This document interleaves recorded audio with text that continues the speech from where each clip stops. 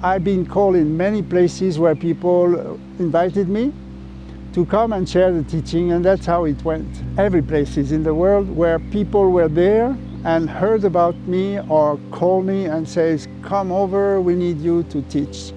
So I was just answering the call. That was my journey.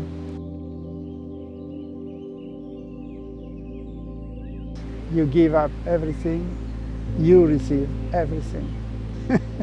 Everything. My philosophy, my dream, my beliefs, my belongings, my time, my love, everything.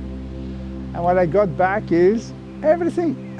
Everything you can expect, fulfillment from day one and fulfillment today.